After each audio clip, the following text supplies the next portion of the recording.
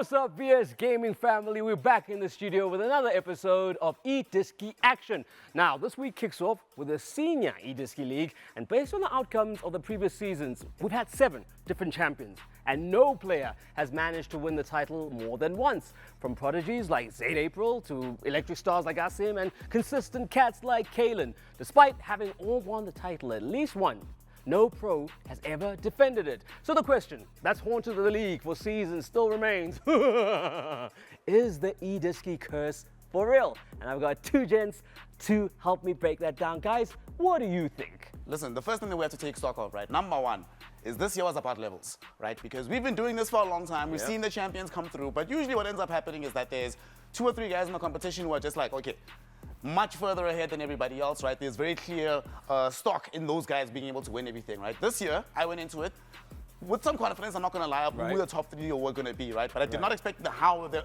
all going to get there, right? The nature of the games are all extremely close. Even the ones where you look at the scoreline, you're like, oh, 2-0 win, it should have been a fast one. When you actually watch the actual level of play, man, everybody's way too good right now, Tendo. Yeah, I think right now the level of play has just doubled. It's increasing every single season. Yeah.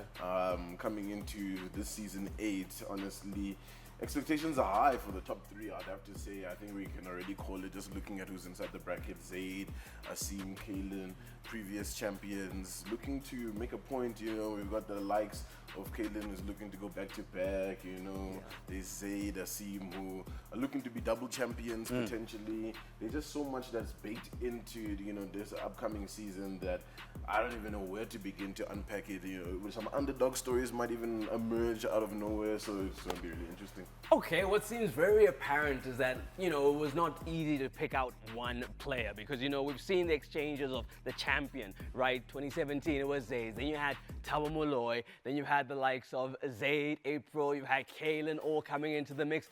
All of that, they've all won it once. No one's been able to do the back-to-back. That's what we're expecting this year. And now looking at the situation, why do you think that's the case? Why has no one been able to do the grand back-to-back? You know, weirdly enough, it's because I weirdly think it's because not everyone was good enough back then, right? Let me hear me out.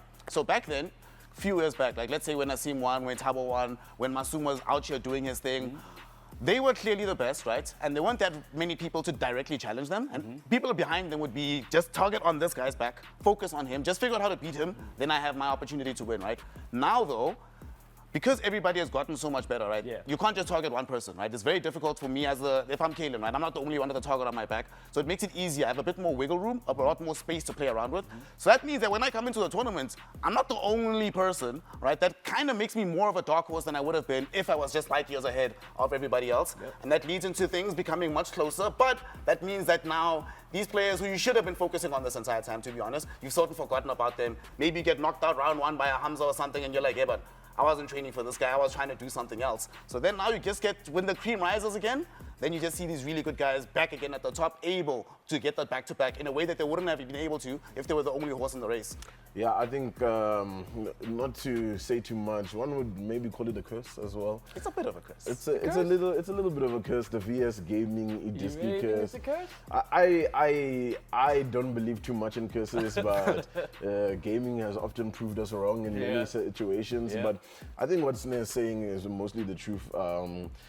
Every year, everybody's trying to level up their game. The competition gets more fierce and fierce.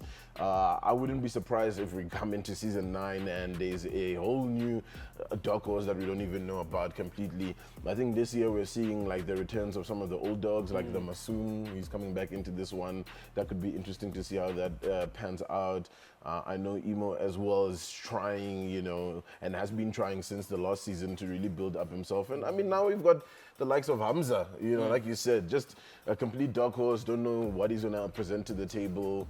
I mean, obviously coming out of the high school esports league, he is currently, you know, the champion. So he's got momentum coming into the season.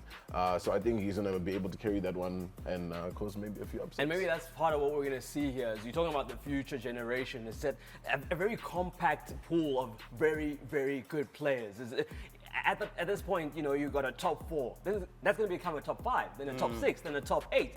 So what does it then mean for anyone who's trying to break the curse? Is it even possible when all the people who are coming up behind you are about to get as good as you because they played you before, maybe have not won the whole competition, but they're getting better and better marginally each year? Hell, you mentioned it earlier, right, that some of our faves are not even at the tournament, right? So that compact pool that you're talking about, in my mind, it's already sort of there, right? There's only maybe 2 people that you can probably say, okay, I honestly can't see this guy winning. And then you gotta hope for a retiree in that pool. You know, because like, hey, that's bruh, what happens. They tend to be so good, they stick around for a while. Go get a job, you know, maybe go try to do something else.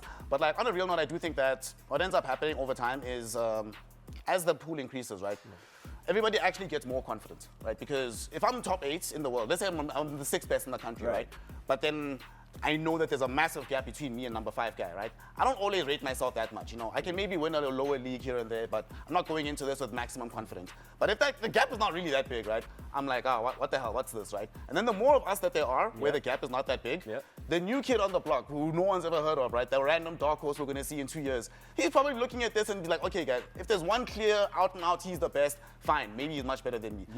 There can't be 8 guys that much better than me. There's just no way. There's just no way. Let me go grind. Let me come through. Let me show these guys what's happening. So I guarantee that, like, from this point on, I would be astonished. We know we're talking about back-to-back championships, right? I think the new curse is going to be a change of the guard in the top 4, right? I'll be astonished if the next few years has the same top 4 every year. I don't think it's going to happen ever again. But then that puts into focus that this is the best time for them to break the curse, right? Like the guys who are in that top 4 have a bit of a time pressure to make sure that, listen, if I want to go in there and win another one, I don't have much time because players are coming up behind me that could actually beat me even before I get there to a final. No, I think the nature of esports is always trying to be at the top of your game, ironically, obviously. And like you're saying, those top 4 really do have a ticking time bomb that's happening. Maybe we'll call it a top 3. I think the 4th position currently in the country is very hotly contested, right? We kind Could be Dark, could be Hamza, could be Emo. So your top 3 are who? Top 3 is always going to be Kaylin, Asim, and Zaid currently, right? So for the 3 of them, they've got a time pressure. The 2 are trying to get the double, and the one is trying to go back to back, and also essentially getting a double as well on top of that, right? At the same time. At the same time. So for them, you don't get those kind of opportunities often. You're not going to be at the top of your game. Tabo, Bianchi. I mean, you're looking at these fallen Goliath champions, you know, and you can see that once upon a time, if you had to give me a pool of players, and I see either one of those 2, I'd be like, oh, there's an outright winner. Yeah, it's going to be a complete wash. Whereas now, I think we can throw in a mix of players, and we're seeing a whole bunch of different results come out. I think even last year, in the previous season, someone like Emo came through, and it was a bit of a shock, the kind of run he went through. Even Reda, unfortunately, this year we don't have him. He's been knocked out now by Hamza. So in fact, the top 8 currently is really hotly contested. I think VS Gaming and Telkom have we have the tournament that kind of solidifies our top 8 of the year, in a sense, if you understand what I mean, because that's really the one that has the most eyes in terms of at a local scale. I mean, obviously globally, you know, Kaylin and the gang, they're all doing the funny business. But when we're looking here, when we're looking at Telkom, they kind of pave out, okay, who is the top 8 right now in eDiski and EAFC. Okay, I mean, let's talk about that in terms of BMT, because, you know, that's always crucial in these games, and especially at tournaments like the eDiski finals. In terms of pressure, are players built for it? Who do you think has been built the best for pressure, considering maybe the exposure to international competitions, to the local competitions, and is it a problem for our players? Is pressure an issue? You know, I mean, you've spoken at international events. We've seen all sorts of pressure. How do our boys compare? I'm gonna take this question and I'm gonna just throw you a name right now, and I'm just gonna hit me. And I'm just gonna talk mostly about character. I think someone that handles pressure really well, whether they're losing or winning, a lot is actually Asim. He's always positive. Okay. And I think if you're positive, whether you're losing or winning, that's a good, you know, grounds to handling pressure. What do you think? No, definitely, because I think Sim is a great option because he plays the same, regardless of what's actually happening, right? Yes, of course, he'll have to make adjustments. That's the nature of the game. But overall, the strategy never changes. How he approaches the game doesn't change. He can be 3-0 down. He'll try to make the same play. He'll back himself. He'll be like, look, didn't work out these last couple of times, but I know this can work. I know I have the capability to get the execution down the line eventually. I think it's interesting, right, that you mentioned character, because that's his nature of his character, right? Being a rock, staying steady, doesn't like move with the winds, right? Then you can have somebody like Zaid who sometimes overreacts, right? We've seen it live. He can overreact in the opposite direction, but sometimes it helps him, right? He'll have a bad matchup in the upper bracket, overreact, come into the lower bracket, use that reaction, and then that powers him through. So it's like, it just depends on, I think, where they are in the tournaments as well, to see like whether or not that flourishes, right? Because, you know, Asim's level of character makes him very safe for the lower bracket, right? Yeah. Zaid, if he's going to lose, he has to lose in the upper bracket because, like we said, he's going to overreact in the other direction first. Need that time to refresh. Zaid definitely, like, the way he absorbs pressure, you can just see it on his face, you can see it on his posture, that he's either having a good time or not having a good time. Another character, obviously in our top three, Kalen, I think just is very stoic when it comes to it. He's just cold-faced the whole time. And what's hard about a player like that is trying to be on the other side and read where they are at. Right. Because even if he's doing really badly, he'll have that same expression. Although you can see him time and time, he'll be like shaking his head, he'll be like, what's going on? But he kind of tries to keep his happy, like, oh, I've scored a goal and I got a goal scored against me, kind of like that same kind of poker face, you know. But I mean, at the end of the day, the reactions, they do slip here and there. I think another player really excited to see on this point of our character, right? There's a player that we just got into our top 8, one of our dark horses, Uthman, my boy, right? And that guy is just watching him, when you watch his face as he's playing, it's almost like he's watching the game, right? He's reacting like he's watching the game. He's like, boss, what the hell was this? You know, he celebrates like he's got money on the line or something. And I think sometimes that can get into the opponent's head, right? Because when something bad happens, you know, you concede a goal to this guy, right? It's one thing if you concede a goal to a Kalen, he doesn't seem to care that much either. Now you see this man's almost ready to throw the controller in the air, you know, man's about to jump up. Then you're just like, yo, guy, I can't really make another mistake. The mistake comes, he celebrates even more, starts to get into your head a little bit, makes the game harder than it should be. I don't know, man. My biggest takeaway from all of this is that from all this data you've given me, we are going to have that two-time champion pretty soon. It seems to me it is the same players. It has to be this tournament. You know what I mean? It's players who are in the mix and there or thereabouts, and are still the same players who can make the double. And do you agree or disagree? Do you think it'll be completely new blood that we're seeing in the next championships, or do you think one of the past winners are coming back to win it again? I think right now, Tendo was saying that it has to be now, right? This is basically, this is Arsenal last season, right? You don't win now, you're not winning, guys. No Netflix FC here. Can't do such things. So they have to, because it's never, ever going to be this simple. And it's not going to be simple at all, right? But there's a guarantee that the field is going to be stronger next year. Unfortunately, a lot of the older blood is starting to move out the game, but then bringing in the younger blood, you know, making sure that they're at least of comparable level as they were in the previous years. So if it's not now, it's never. And also, it's like you were mentioning earlier, you only get a chance to break a curse once, right? If it doesn't happen now, we might have a permanent curse, honestly. But I think right now is the best opportunity. And I think, you know, what Telkom has done really good and really well is creating this ecosystem now where so many schools are involved, right? If you're looking at high school esports league, nowadays you can pretty much walk into a lot of schools and find out that, oh, they have an esports program, oh, they have XYZ facility, oh, they've converted their old computer lab and now they're letting the guys play, you know? And now that's where you get the Hamzas. I mean, Hamza is like 16, 17, still in high school, but he's giving everybody a run for their money. He's the only player I've seen in an official score 10 goals, okay? Wow. So that's something to talk about. That's something to mention. That like, okay, cool. Here is on the stage, there's all these lights, there's the pressure, especially with him being part of Goliath as well. I mean, we all know especially if I'm looking at the esports scene currently right now, there's been a lot of changes with orgs like Bravado. I think Goliath is the top esports org, like holistically in the country right now. So for someone like Hamza, you gotta be thinking about like, oh, there's all of this eyes on me. But like I'm saying, the high school esports league, there's just so many new contenders that can come out of nowhere that we just cannot expect anything to happen. And I think, this season number 8 is the season where, like, if we don't get a double champion or a back-to-back next year, I guarantee you the likes of Rida, the likes of Hamza, look. I was going to touch on those youngsters because consistency for them, right? Learning how to do it on big stages at such a young age, surely that bodes well for them. Like they could be starting dynastic kind of runs because of just how of an early start they're getting. It is, but we also have to take into account that like young players, you have to nurture them very carefully, right? Because we all have seen stories of this young kid comes out the scene between the ages of 15, 18 years old, lighting up the world, right? Maybe until 19, 20. Afterwards, the fall off and the continual slide, right? And they never really fully recover, right? Great example, our first champion, right? I think if Thabo had won that championship now, right, he wouldn't have been in a better position to be nurtured. But back then, the ecosystem didn't really exist to be able to guide him in the right direction. So he wasn't able to stay at the top of his game. And now look, things haven't been so sweet in the last couple of years. So yes, Goliath does have the big stars, right? These are the kids of the future. But making sure that they get there in one piece is going to be extremely difficult because let's say Radar, right? Radar, last season, 4th. Right? You're thinking to yourself, the sky is the limit. There's no way he can go anywhere less than this. This season doesn't even qualify for the tournament, right? Those kind of things can happen. How do you allow him to deal with that disappointment, that big thing within him that says, hey guys, I don't know.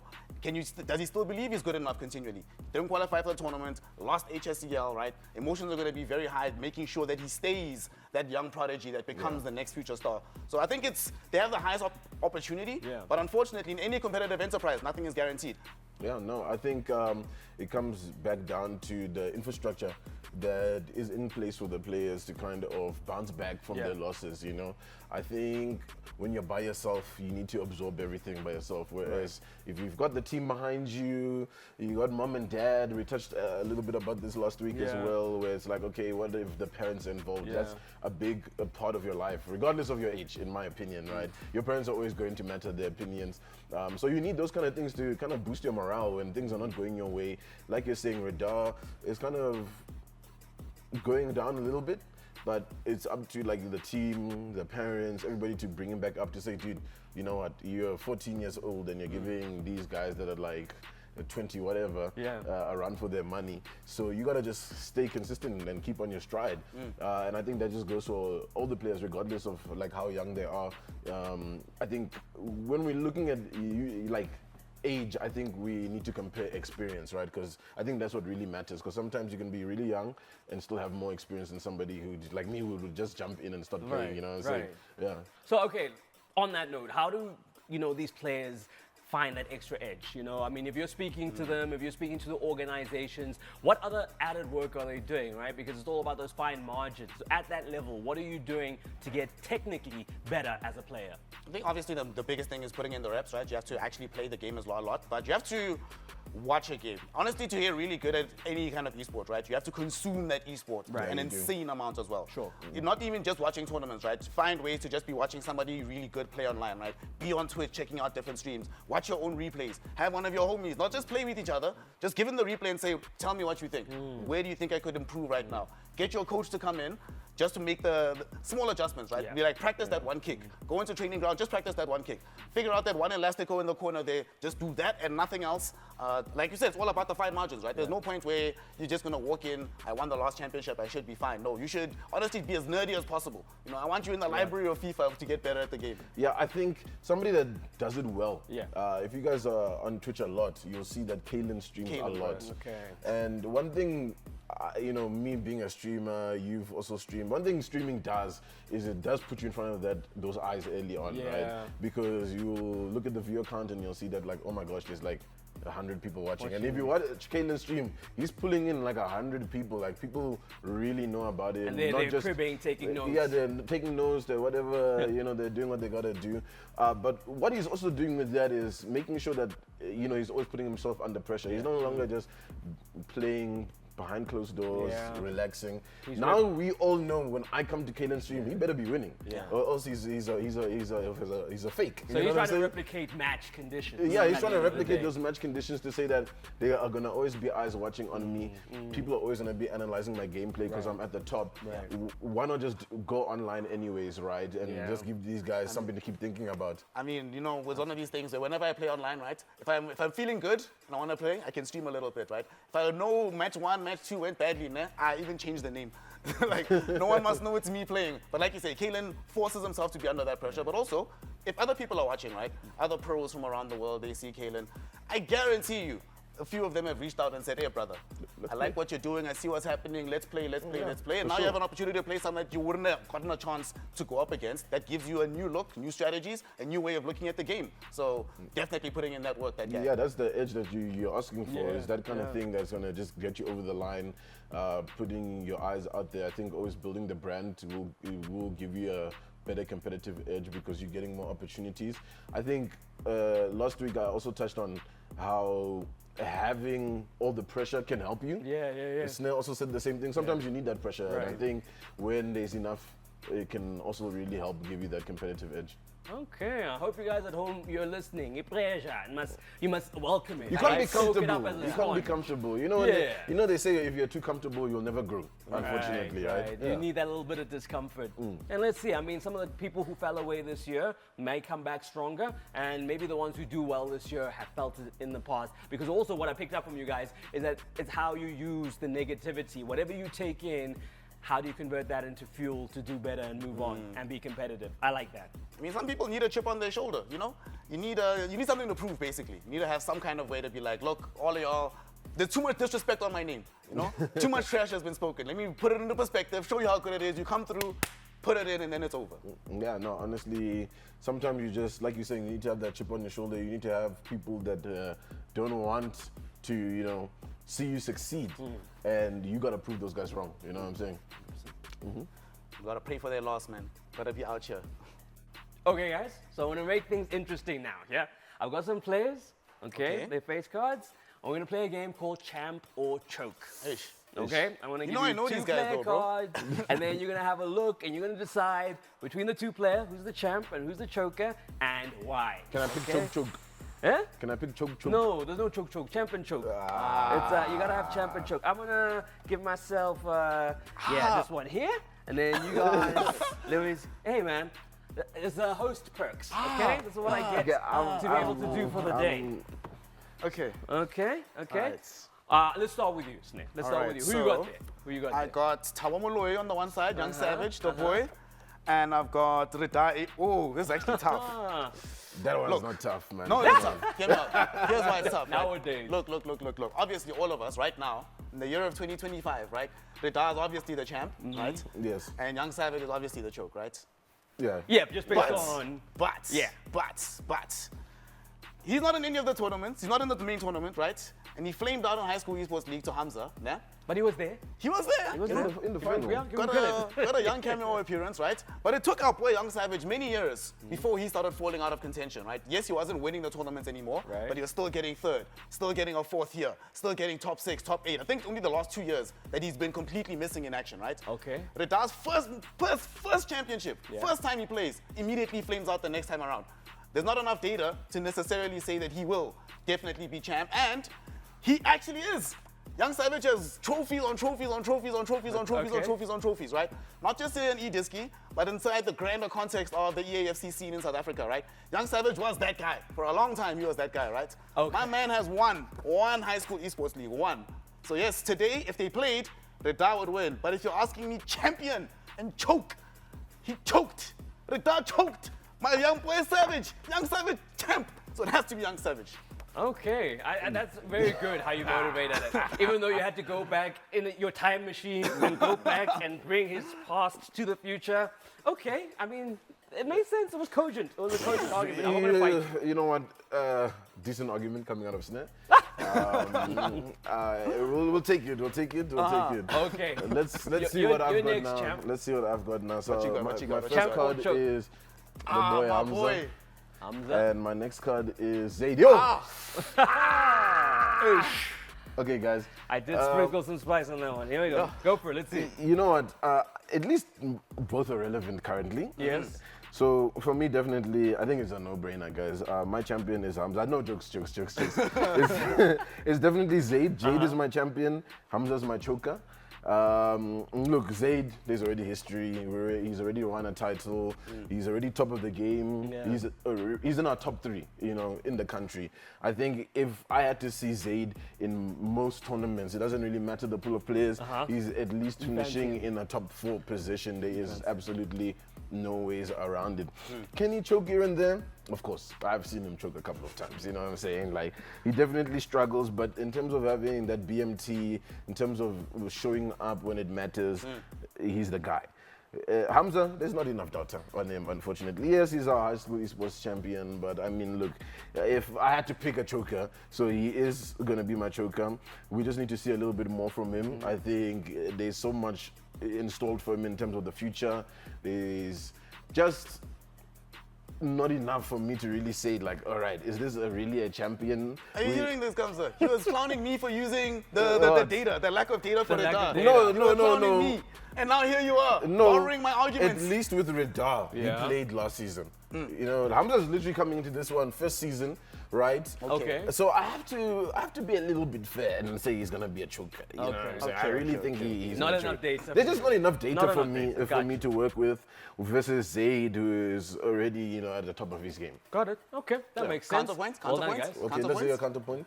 Only one of these two Yeah. is heading into this tournament with a trophy this year. And it's not Zaid. Huh. Well, look. Now what? Now what, Tendo? Food for thought. Nah, you gonna he's do? still a choker. He's still a choker. So you're not Zaid is my move. champion. You want to move? Okay. It's time for me to do my. Let's see, Mr. Host. Here we go. Here we go. Here.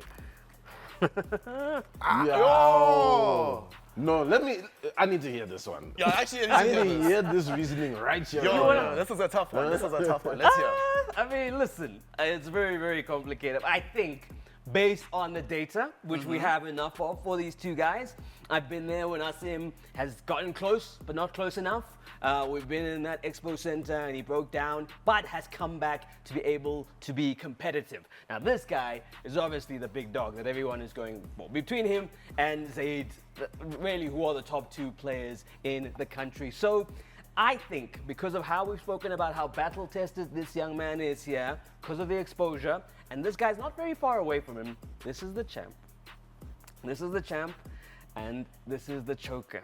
And who knows? I maybe, you know, history is gonna prove me wrong, and something different might happen, but I'm not gonna say it's by much. It's not by much. You know, okay? you're good because So- based on last year. So here we go. I mean, if Asim we're definitely stacking them up, chokes. it's like this, right? Yeah. Just a Yeah. little higher. Yeah. Not, okay, Yeah. that's too high. Little higher. Like that. That's all I'm saying. Is But that I how- got is that- my is that how we're champ doing it? And Should I- my choker. is Yeah, this how how we're high rolling? on a graph? Oh, Okay, the yeah. high this one, is- okay. Are we graphing it? Yeah, that's a high graph. Okay. Yo, oh, you're that's making a okay. big Interesting. boss. Yeah. No, Actually, no, it's guys. close. Sorry, guys. Hey guys, we I just can't. came up with a new scoring system. I do think something about Kalen that's interesting is that he's also, of all of these men, right? Tabo obviously won season one, né? The very first edition, right? Kalen at the time was still playing on Xbox. He came second, right, in that particular competition.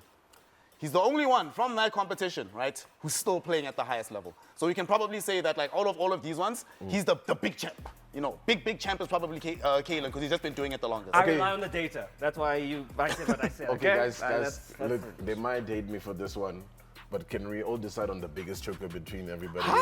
No. Or the biggest champion? Or is that too spicy for Biggest everyone? champion we can Biggest do. champion we do. We can do biggest champion. You don't want to do biggest champion? Because you know the thing is, you still want to, you know, not break these guys down mentally, right? No, I still have to talk to them. Still kids, You know? guys. At the end of the day, we're the people who should be encouraging them to get better because it makes for dope highlights for us to have on the show. There we so go. that's Okay, so who's the biggest champion then? the biggest champ. Just because of output, I've seen has him to be play Kalen. for Yeah. SA. I've seen him play for himself, join other crews and make them great. I mean, come on. Yeah. It has to be Kalen. It is what it It has is. to be Kalen. And behind Kalen, it has to be Savage. Okay, relax. It has to be. Hold on. Hold on. The Hold on, argument no. is, Okay, based on the last 3 or 4 years. oh, if we're only using last 3-4 years, fine. But we didn't bracket and say No, only now. I just feel like that's so old that some people are like, what? When did that? I'm just saying. I think we had a different name as a company back then. I'm just saying, this It was a whole brother, different nah? property. You see, this brother, you see a Red Bull shirt, nah? Yeah. This brother was the first person to be signed for EAFC in the country, right? We get that. This brother's been around the world. We have a show where we gotta give people flowers. He's first in line. Okay. That man, because I know what it is. We were there in 4 ways at Monte Casino, crowning him as the first of the champions. So trust me, I get and I have all the respect for Tabo. But everyone remembers now, right? This is what we say, recency bias. Recency bias. No bias, it's reality. Recency It's bias is reality. always going to be Kalen. Thank you. There we go. Guys, thank you so much for my trio of champs and your chokers over there. Makes for interesting reading, doesn't it? Next week, we'll talk all things eDiski Grand Finals. Join us as we see who will be this season's eDiski champions. But till then, if you're looking for any more gaming action, hit us up at VS Gaming World for BTS. We got polls, we got extra little bits of spice, and we'll see you next week.